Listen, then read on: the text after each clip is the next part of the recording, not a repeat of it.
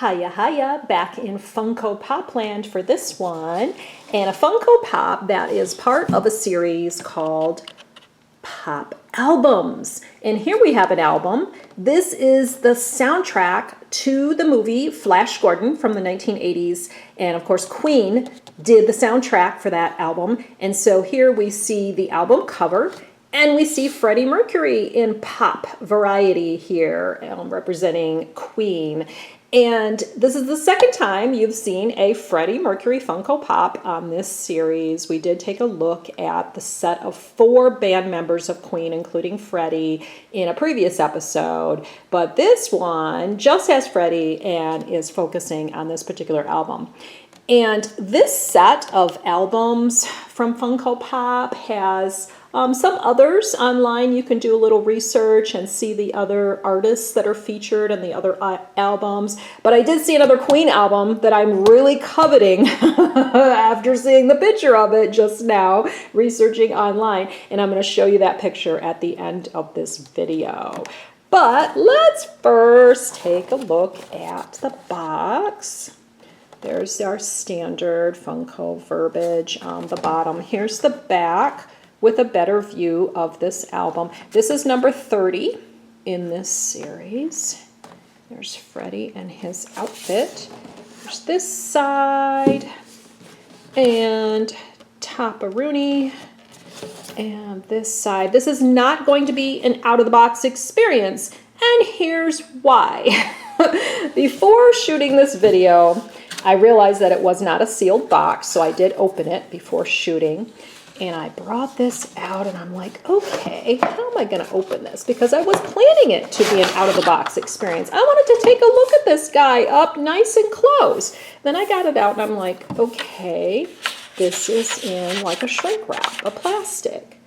And so I got online because I also saw this. I'm like, what the heck is going on here? So I watched a YouTube video of a guy explaining how to open the acrylic case on one of these Funko album pops or pop albums. And so I'm watching the video, okay, here's how to open the case. So it's like, okay, you take a Phillips screwdriver and you unscrew this, and then it's a big plastic screw that you bring out. And then you look for the tab, and then you do this and that, and then careful because this might crack the plastic. And in order to avoid damage, and you know, I just heard the word damage so many times in this explanation, I'm like, I am bailing on this whole idea. And so we're going to look at Freddie under glass for this one and keep him as he is, as he will be displayed in my home, because I just don't want to do all that on camera. I even saw an image in that video of like the cracked plastic on one, so it's like, oh boy.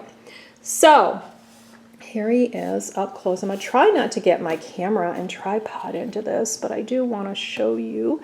There he's got his sneakers on, the detail of his outfit. There's his microphone and his t-shirt like he did wear in real life for this movie soundtrack, so to speak, to represent it. And then the album itself.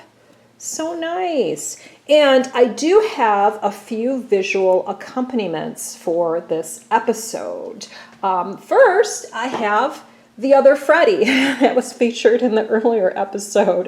This is a younger Freddie. This is definitely a 1970s Freddie. Look at that rockin' jumpsuit and longer hair. And so here's the two side by side, the young Freddie and the not quite as young Freddie.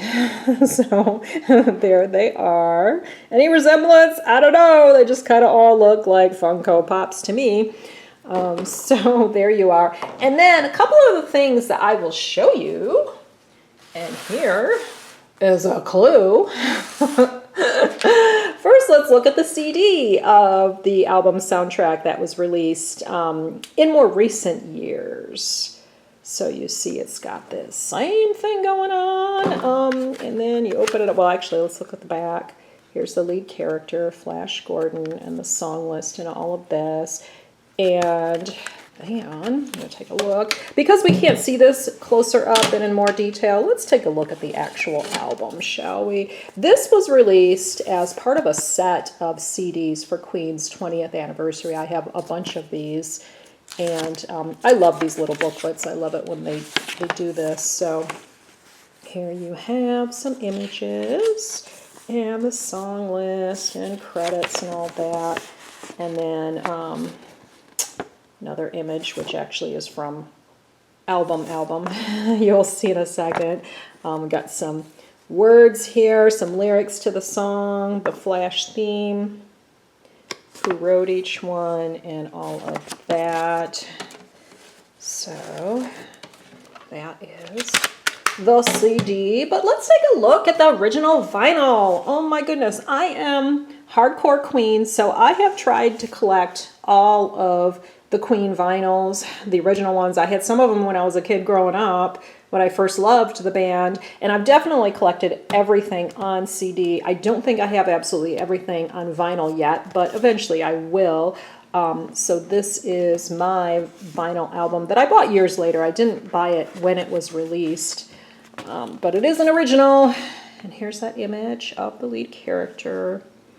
And it's saying 1980. Down here, Electra Asylum Records.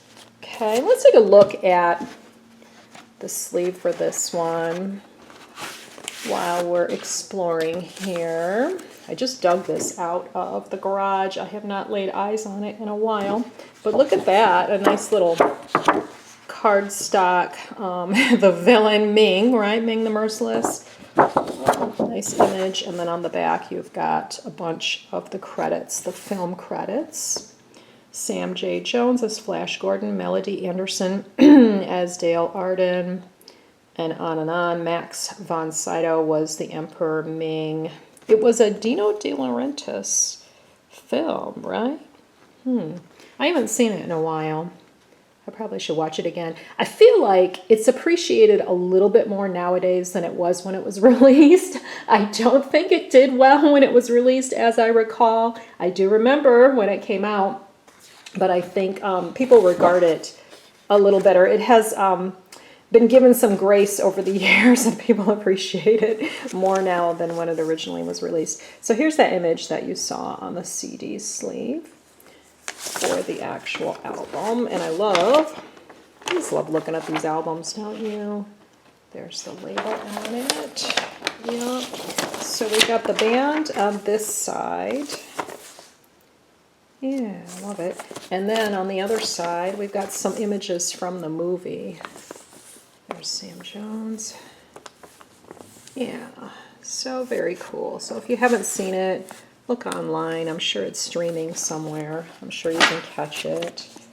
Okay, so here is the album. Oh my gosh, we love it. I love all my Queen albums. I would love to display the vinyls in my home someday. I'd always planned to. I just haven't gotten around to it. Okay, so we've got this. And we've got this. And this. Now, do you notice something? Those of you who are keen of eye, take a look at that. And take a look at that. And take a look at that. Do you notice anything? Do you notice anything? Not that we want to critique or anything. Does not have this line like the album and the CD both have.